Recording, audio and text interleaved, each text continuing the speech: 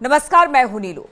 तो इस वक्त पाकिस्तान गुस्से में है। अमेरिका की संसद में एक प्रस्ताव पेश किया गया जिसमें कथित मानवाधिकार उल्लंघनों को लेकर पाकिस्तान के सेना प्रमुख जनरल सैयद आसिम मुनीर समेत देश के कई वरिष्ठ अधिकारियों पर प्रतिबंध लगाने की मांग की गई है। इससे भड़के पाकिस्तान ने प्रस्ताव को खारिज कर दिया और इसे कुछ लोगों की निजी राय करार दिया है। अमेरिकी संसद के निचले सदन प्रतिनिधि सभा में पाकिस्तान डेमोक्रेसी एक्ट नामक विधेयक रिपब्लिकन सांसद जो विल्सन और डेमोक्रेटिक सांसद जिमी पेनेटा की ओर से पेश किया गया। बाद में इस विधेयक को समीक्षा के लिए सदन की विदेश मामलों और न्यायिक समिति के पास भेज दिया गया। इसमें पूर्व प्रधानमंत्री इमरान खान के कथित मानवाधिकार उल्लंघन को लेकर पाकिस्तान की सरकार और सेना प्रमुख मुनीर के खिलाफ प्रतिबंध लगाने की मांग की गई है। पाकिस्तान के अशांत बलूचिस्तान प्रांत में संदिग्ध विद्रोहियों में एक यात्री बस से उतारकर पंजाब के 6 लोगों को गोली मार दी गई। 5 यात्रियों की मौके पर ही मौत हो गई, जबकि एक ने बाद में अस्पताल में दम तोड़ दिया। वरिष्ठ पुलिस अधीक्षक हफीज बलूच ने कहा कि ये ग्वादर जिले में हुआ है, जब हथियारबंद लोगों ने बुधवार देर रात और मारा राजमार्ग पर कलमात क्षेत्र के पास ग्वादर से कराची जा रही यात्री बस को रोका। बंदूकधारियों ने यात्रियों के पहचान पत्र जांचने के बाद उन्हें गोली मारी और 3 अन्य को अपने साथ लेकर गए। उन्होंने कहा कि सभी पीड़ित पंजाब प्रांत के थे। किसी समूह ने हमले की जिम्मेदारी नहीं ली है, लेकिन अतीत में बलूच विद्रोही समूहों ने पंजाब के लोगों के खिलाफ इस तरह के लक्षित हमले किए हैं। वहीं आतंकियों ने ग्वादर बंदरगाह से यूरिया ले जा रहे 3 ट्रेलों को अवरोध करके रोका और फिर उसमें आग लगा दी। प्रधानमंत्री शहबाज शरीफ ने यात्री बस पर हमले की निंदा की और अधिकारियों को जांच करके तथा जिम्मेदार लोगों पर मुकदमा चलाने के निर्देश दिए हैं। पाकिस्तान के चीफ द्वारा जिस प्रकार चिंता जाहिर की जा रही है, मैं मानता हूं बिल्कुल सही है। नूर अली द्वारा जिस प्रकार से ऑपरेशन खंदक की घोषणा की गई है और पाकिस्तान सेना के खिलाफ जिहाद की घोषणा कर दी है, मैं मानता हूं पाकिस्तान की सेना वैसे भी बड़ी बुरे दौर से गुजर रही थी, अब दहशत में है। सबसे बड़ी बात यह है कि आज के दौर में जिस प्रकार से पाकिस्तान अंतर्राष्ट्रीय दबाव में है, वहां पर उनका जो लोन है करीब $110 बिलियन हो चुका है। वहां पर सेना के पास अपने जवान भी वहां पर भाग के छोड़ के जा रहे हैं, जहां पर करीब खबरों के मुताबिक अगर माने तो 2,500 सैनिकों ने रिजाइन कर दिया है और दूसरे देशों में पलायन हो गया है।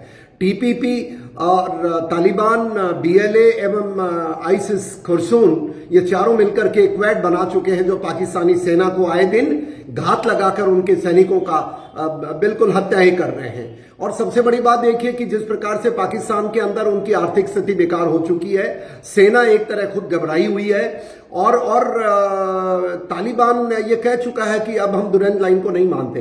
देखिए, थोड़े दिनों पहले की स्थिति ऐसी है कि खैबर पख्तूनख्वा के अंदर टीपीपी पूरा कब्जा कर चुकी है। सैनिक वहां से भाग खड़े हुए हैं, चौकियां छोड़ करके भाग गए हैं। बीएलए के अंदर बीएलए ने जिस प्रकार से उनकी एक गाड़ी को अगवा करते हुए वहां पर करीब बड़ी संख्या में सैनिकों को मारा है। और यही नहीं, चारों तरफ से देखिए, और सिंध के अंदर भी उनकी स्थिति अच्छी नहीं है।